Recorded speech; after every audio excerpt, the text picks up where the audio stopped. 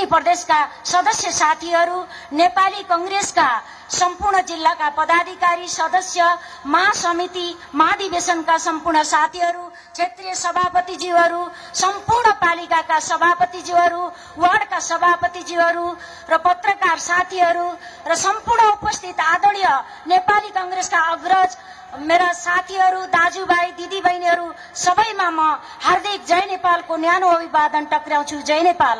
मैले धेरै कुरा भन्दिन, किनभने जिल्लाको बारेमा आदरणीय सभापतिज्यूले छर्लङ्ग पारिसक्नु भएको छ। आज उभिँदै गर्दाखेरि दुई शब्द भन्नुपर्छ। हाम्रो सामु देशले आशा गरेका एकदमै लोभलाग्दा नेतृत्वहरू आज उपस्थिति हुनुभएको छ। दुईजना महामन्त्रीज्यूहरू हुनुहुन्छ र केन्द्रीय सदस्यज्यूहरू हुनुहुन्छ। आज वास्तवमा भन्यो भने नेपाली कांग्रेसले गुल्मीको आह्वान, अग्लुङ, अर्बेनी 50 दिने महाअभियानबाट सुरु गरेको गुल्मीको अठोट, सक्षम ओडा, सबल टोड भन्ने गर्दै आज गुल्मी जिल्लाका सबै पालिकाहरूलाई, सबै वार्डहरूलाई जगाउने काम गरेको छ। नेपाली कांग्रेस गुल्मीले हिम्मत गरेर यहाँका कृषकहरूलाई कृषि पेशामा लगाउन प्रोत्साहन गर्ने प्रयास गरेको छ। यसमा नेपाली कांग्रेसका आदरणीय महामन्त्रीज्यूहरू, केन्द्रीय सदस्यज्यूहरूले यसको मूल्याङ्कन गर्नुहुनेछ भन्ने मैले आशा गरेको छु।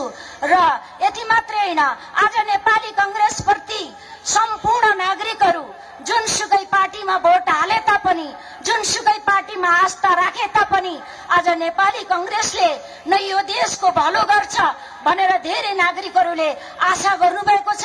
आज हामी दुईटा ठूला पार्टी मिलेर सरकार बनाएका छौं। यो सरकार बनाएको आज 10 महिना पुगिसकेको छ। हाम्रो सरकारले के दिन सक्यो नागरिकहरूलाई? आज शिक्षकहरू आन्दोलनमा छन्, सडकमा छन्, कर्मचारीहरू आन्दोलित भएका छन्। हाम्रा हिजोका ती यो प्रजातन्त्रलाई जोगाउने, लोकतन्त्रलाई जोगाउने यिनै हुन्। हाम्रा सम्पूर्ण नागरिकहरूलाई नेपाली कांग्रेसले कसरी संरक्षण गर्न सक्छ, नेपाली कांग्रेसले कसरी हाम्रा युवाहरूलाई स्वदेशमा रोक्नको लागि उत्पादनसँग जोड्न सक्छ भन्ने बारेमा हाम्रा आदरणीय नेताहरूले अवश्य पनि सोच्नुहुनेछ भन्दै मैले धेरै लामो कुरा नगरिकिन उहाँहरूको कुरा सुन्नुपर्छ हामीले।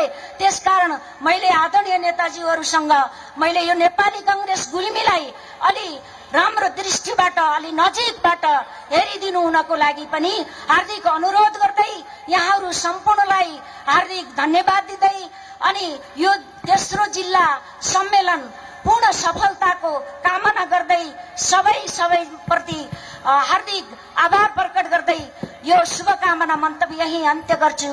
धन्यवाद। जय नेपाल।